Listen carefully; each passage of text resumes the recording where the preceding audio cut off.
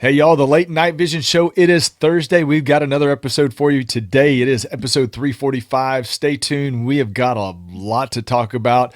I'm going to bring in right now my co-host, the owner of Outdoor Legacy, my co-worker, my boss, my buddy, the guy that, day one, we've been doing this together for a long time. We've reviewed a lot of scopes, Jason, and we've got another one today. So what's going on, man? Man, it is great to be back. We're going to talk about some more AGM varmints, and I know there's some people that are just going to surf onto this, and they're not going to realize this, but we've got some loyal listeners and watchers that they don't miss an episode. Thank you to you guys, and they're going to be like, "Gosh, guys, you are on the AGM train right now," because a few weeks ago we did the AGM Spectrum, a 4K LRF digital night vision scope, and then the next review was as last week was the AGM Varmint V2 384 resolution scopes. This week, guess what? It's the AGM Varmint V2 640s, and so there's a lot of AGM stuff. This is stuff that we have really had for a while and been collecting footage on and trying to get these reviews out. So we've got a lot of it coming in at one time, but these reviews, especially these varmints, we know a lot of y'all have been asking, when are you going to do them? When are you going to do them? So they are here. We're trying to cram it all in at the end of the year.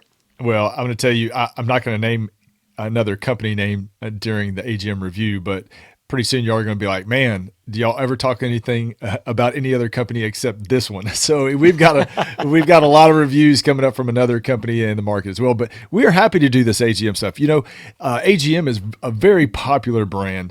If you're just looking at just pure volume of units sold, if you're talking about the number of people that call, Jason, how many people that call in and mention AGM by name every single call? It's just like a huge It's number. so much. And I think AGM, and again, I know we're kind of going on a rabbit trail here, but I would just say this.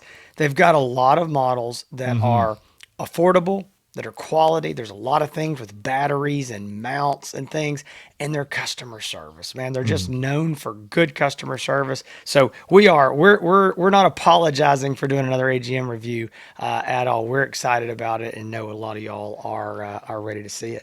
Case in point, they've got a lot of units. We've had to combine reviews for the last 2 weeks because they've got so many optics. So before we get into it, I want to extend to you an invitation. If you want to buy your optic from Outdoor Legacy, we want to help you with the decision. Now, the reason why I say that, we want to, first of all, thank you. Black Friday, Cyber Monday was a record. We've got bandages on our wounds. Our jaws are taped up because we talked so much. We had a record number of inbound and outbound calls all across the board. Thank you. Thank you. There's so many of you that call in and say, I'm doing business with you because I consume information from your show. I called you because of your show, and I'm doing business with you because you're taking the time to talk me through this, and I see a value in that. So if you want to buy your optic from Outdoor Legacy, we want to help you. We know we're not, we're going to earn your business. We don't expect it. You give us a chance on the phone, we definitely want to earn it. But if you want to buy from us, we definitely want to help you with the process. 877-350-1818, outdoorlegacy.com. Go check it out. Go check out the website. Go check out all our, we've got a great website, Jason, and you and all, the development team, all that put this together. But the search is great. You can break it down by price category. You go on there, explore, then call us. We'll talk about it and we'll help you with the ordering process. Okay. Go ahead, Jason. All right. More great stuff coming from the website in 2025 as well. Yeah. All right. So we are going to be talking about these babies right here. This is the AGM Varmint V2 640 laser rangefinder. There's two models. We'll get into those here real quick, but I want to talk about, and guys, if you watched the 384 show of the Varmint V2s, you're going to be like, is this deja vu? I think I'm hearing the same thing. And it's because they are the same scopes, obviously, with just different sensors, 640, right. High resolution sensors, and different magnifications. So I want to talk real quick And I will make it quick. The difference in the version 1 and the version 2. A lot of guys are saying, hey, I'm finding some deals floating around on these version 1s. Those are discontinued. They've been gone now for several months. The V2s came out this summer. And so there are some of those floating around. I know they look really attractive, but the V2s do have benefits. AGM didn't just slap a new name on it and re-release it. So actually what they've done is they've got a new and improved thermal sensor in here. So you are going to get an increased image quality. It's got a lower NETD rating in these V2 models. So a little crisper, a little clearer. You should also see a better image quality in those bad conditions, wet, humid, nasty, snow, whatever. That's when those lower ratings are going to be improved. Also, we're talking about a ballistic calculator that is now built into the scope, into the software or firmware on there. So using the laser rangefinder, if you know all your ballistics, you enter all your data in there and you will be able to see what your holdover is on those longer shots. I know a lot of guys are really excited about that. Also, there is audio recording with the video recording now on the V2. Previously, it was just video recording. They did add recoil activated video. A lot of guys are super pumped about that. Hans and I always just give our caveat of we don't trust it, not just in the AGM scopes, in any brand. It might work all the time for you, but what we find is that it works every time until you really, really, really, really wanted it to work, and then it didn't work, and you missed that. So our advice: press the button, record manually, but it's in there if you want to use it, no problem. Also, they still use the 18650 batteries, but they've got some improved battery life. And here's the big deal. This is the big news. The pricing is lower. So the two models, I'm going to go ahead and mention them before Hans jumps into the specs, is we've got the Varmint V2 LRF TS35 640. It's got a 35 millimeter lens. And then we've got the TS50 640. That's the 2.5 power. And I don't know if I might have said that wrong. The 35 is a 2 power. The 50 is a 2.5. We'll get into field of view and all that here in a little bit. The 35 2 power on the V2 is going to be $4,195. And the TS50 2.5 power V2 is going to be $4,695. So if we round that up for, make this easy, $4,200, $4,700. And let's compare that. Talk about prices coming down. The original Varmint V1s were released about 2.5 years ago, give or take, and in 2022. The V1 was $5,000. Now it's $4,200. That was a 35. The 50 was $5,500. Now it's $4,700. So big price drops, and the units just keep getting better and better. Last thing I'll say here before I let Hans jump in is be careful, guys. If you're looking at any of this AGM stuff, we had this happen. Somebody called us and thought they had found a smoking deal on a scope. It was actually one of the rattlers. And they're like, oh man, this is the great price, blah, blah, blah, whatever. We've had more than one of these. We had one actually yesterday. Come to find out, the guy was buying the version 1. And he's getting an old discontinued scope. Then he wanted, all these new specs, but he wasn't getting it. He was getting the old model and didn't know it. So the old models will not say V1 because they weren't a V1. They were just the original. So if it does not say V2 in it, you're not getting the latest model. So be very, very careful. You won't have that problem at outdoorlegacy.com because we're only selling current models, but just so you know. That is a great point, Jason, because there is a lot of confusion. And honestly, the companies that are not including if it's a V1 or V2 kind of know what they're doing. Oh, sure they do. It's old dead inventory. Sure. Yeah, they're kind of taking advantage of people's impulse. But all right, we're going to run down the specs. We're going to show video. Jason's got the optics again this week. So my buddy's going to be showing those on camera here in a little bit, but we're going to run this down. Jason already said the price. The 35 640 is $4,195. The 50 640 is 46.95. The big difference is, I think Jason kind of alluded to a little bit of it. Obviously, these are 640 resolution compared to the 384s with the last week's review.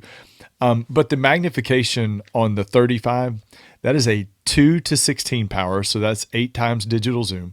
The 50 millimeter is a 2.5-20 power, and that's also 8 times digital zoom. So, not a very big difference in the magnification, the base magnification, but surprisingly, and we had to do the math on this a couple of times, the field of view is drastically different. So the 2 power has a field of view of 66 feet at 100 yards.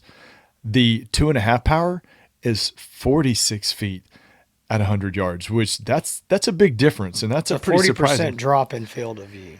Yeah, and you would think, you're like, man, that's only half a power difference in the base magnification. But there is a difference in 2 power and 2.5. I mean, there's a lot of guys that are like, well, why would I pay $500 more? Yeah. And we'll get into that and who this is good for. But there is a noticeable difference in magnification. Absolutely. Doesn't sound like much, though. No, if you're looking at a coyote at 200 yards, through a 2 power and a 2.5 power, you're going to see a really, I don't want to say drastic, but you're definitely going to see the difference between the two. So both of these are 12 micron. They're 640 resolution by 512, 50 hertz refresh rate. They do both have the less than 20 millikelvin rated thermal sensor. So again, what people famously talk about is that's going to help it perform better in colder weather. Now, let's talk about that real quick, Jason, because there's a little bit of a misperception. It's like, I think people are chasing like 1 degree at a time, like, okay, 18 is better than 20, and I got to get 8. You're not going to tell a difference between 20 and really 25. I mean, if you're talking about the difference between 20 and 40, yes, 20 and 25, 18 and 20. Hans, this is a whole show we need to do. I know. Hans and I have got a little bit of something stuck in our craw over this because it's just getting it. Yeah. I don't want to say it's not important, but there's this race to this bottom. And I mean, I keep joking, like, who's going to negative numbers first? Yeah. Exactly. It's like, it's good. Don't get me wrong. I'm happy that AGM and these other brands are improving. And I do think it is this minuscule better, but we do have a lot of people that are like jumping up and down, like you said, over, it's 18. That's 10 times better than 20. I'm like, all right. And the manufacturers have created this mess 100%. So, it's 20 now. Okay, we got to be 18. Okay, now we got to be 17. It's getting ridiculous. Anyway, so I'm ready for negative numbers. I want to see who's first. Yeah, exactly. So the 35, the detection range, 1,800 yards. So detection range, that's a human-sized target that's going to pick up a heat signature again. That's cool, but we're going to talk about ID range in just a second. The detection range on the 50 millimeter is 2,600 yards. ID range, really on both of them, on a small animal like a coyote, is going to be about 400 to 500 yards. Conservatively, might be a little bit more.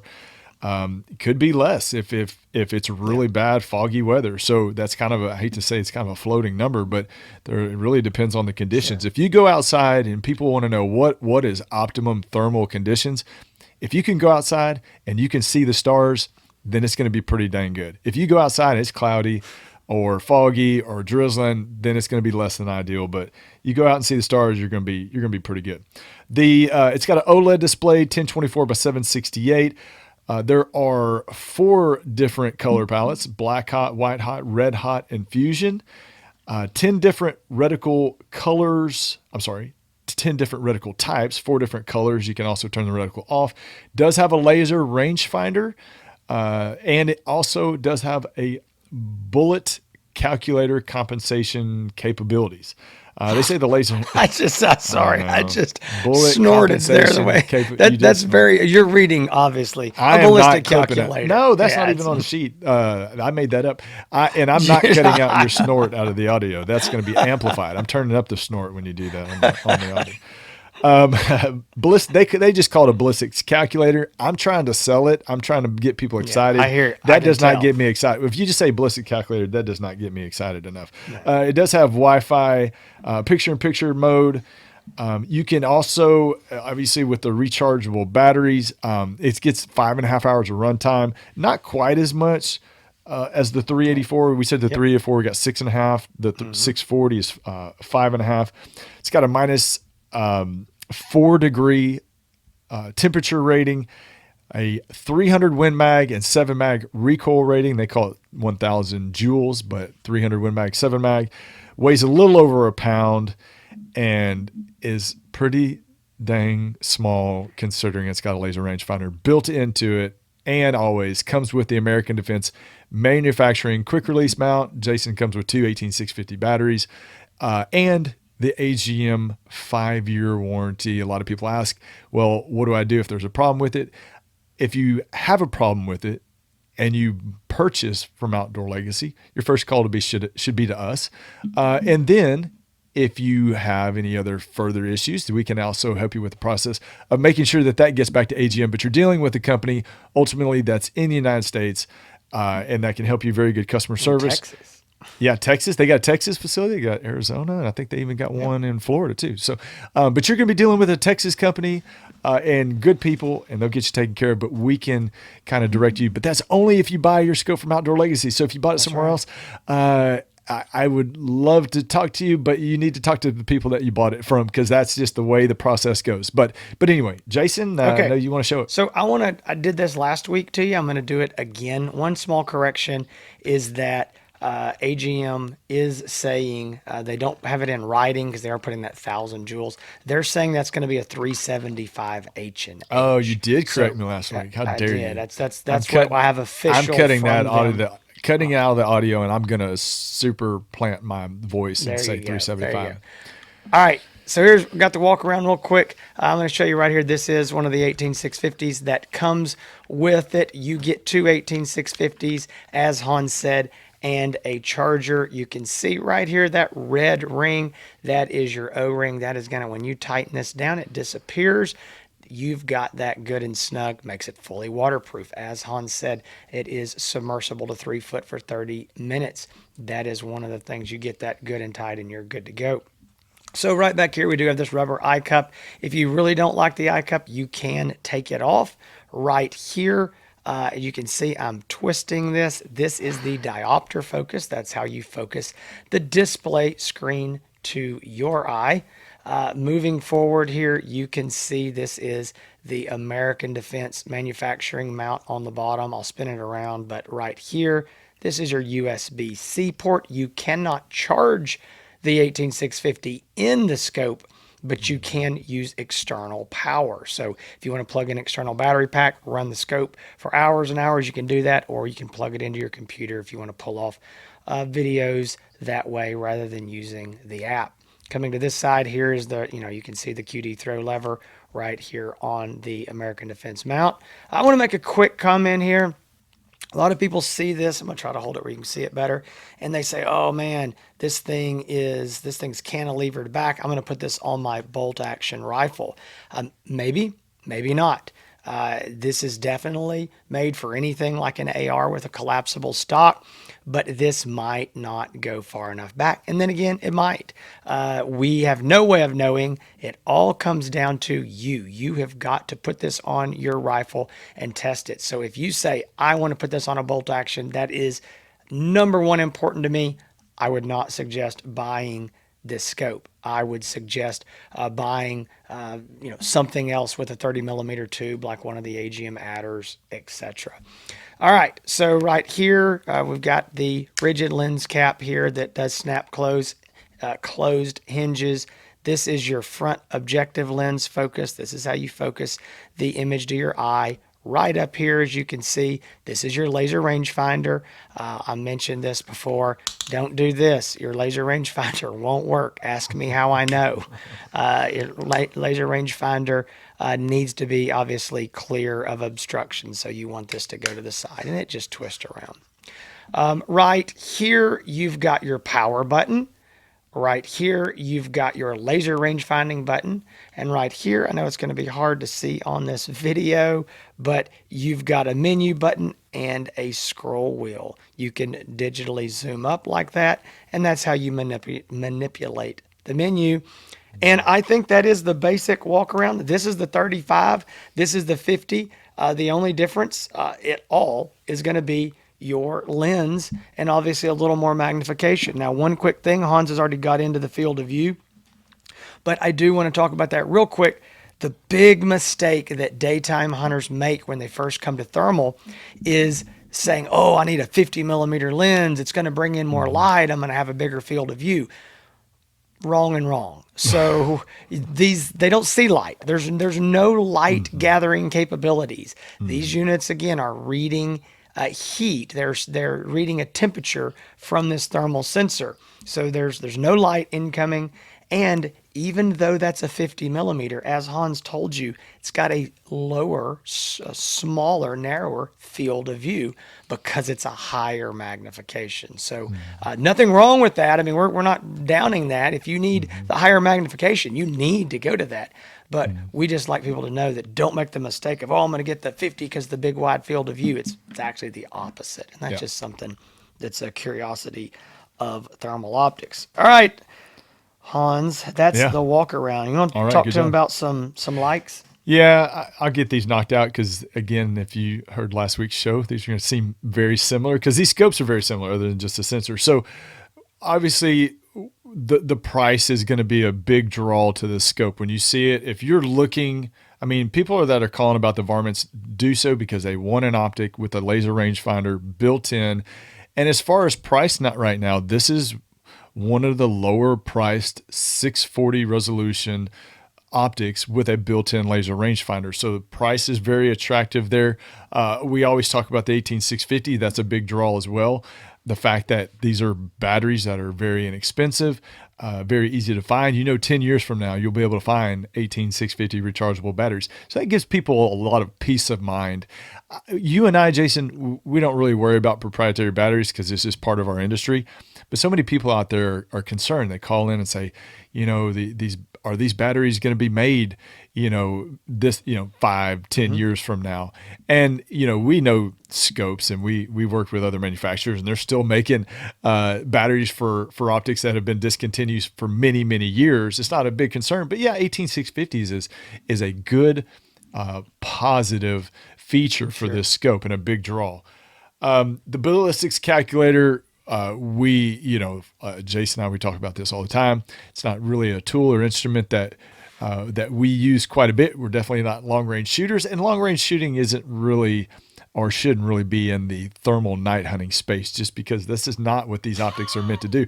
They're meant to give you a basic range, but most of the hunting is done under 200 yards. The comments. I don't even, just keep going. Don't act like you didn't say it. Keep going. Check the comments. I'm going to put Jason's personal email address and please direct all your emails to him. This is I'm just reading what he wrote on my sheet. No, I'm joking. I'm going off script now. So the ballistics calculator absolutely works easy, works well. It's not going to move your reticle. So a lot of people say, well, is it going to automatically move my reticle?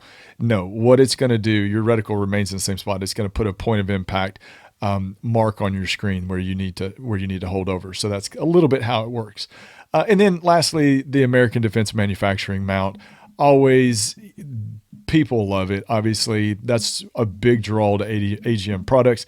They made the smart decision many years ago to start including that mount into their optics. And Jason, you and I have talked about this before. How many scopes have they sold because of that one decision?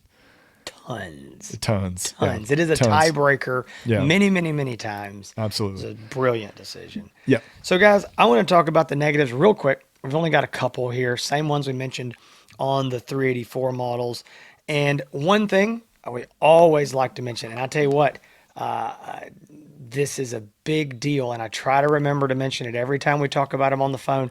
I was talking to a guy this week who was going to buy 2 of these, and we got all the way down, and I said, oh, by the way, the controls are on the left-hand side. So if you're a left-handed shooter, that's the wrong side, and it's going to be really awkward. And the guy goes, me and my son are both left-handed. And I was like, oh, no. So, that would be difficult if you're a left-handed shooter because obviously that's going to be your hand that's on the trigger. If you're a right-handed shooter, this is your hand that's on the trigger. This is, your right or your left hand, I'm sorry, is your free hand. So that is not ambidextrous there on this side. So I mean that's a small thing. Well, I say small to me because I'm right-handed, but my son's left-handed, and so all you lefties out there, that's not ideal. Only other minor thing is you see this scroll wheel right here. This is how you digitally zoom up, all right? Which is cool. It's nice because you don't have to push a button and you can scroll up and you can scroll down. So if you want to go, bloop, bloop, bloop, up, down, down, down, that's cool. I like that better than pushing a button. But this is a pretty easy wheel to turn, as it should be. It's not loose, I want to be clear, but I find myself like bumping it, hitting it, doing something, and then I look through the scope and I'm like, oh, I'm zoomed up. If I've been carrying it on my rifle or something, this was rubbing against me, then I might be zoomed up. Again, all it takes is me doing that, problem solved. But I noticed that small annoyance.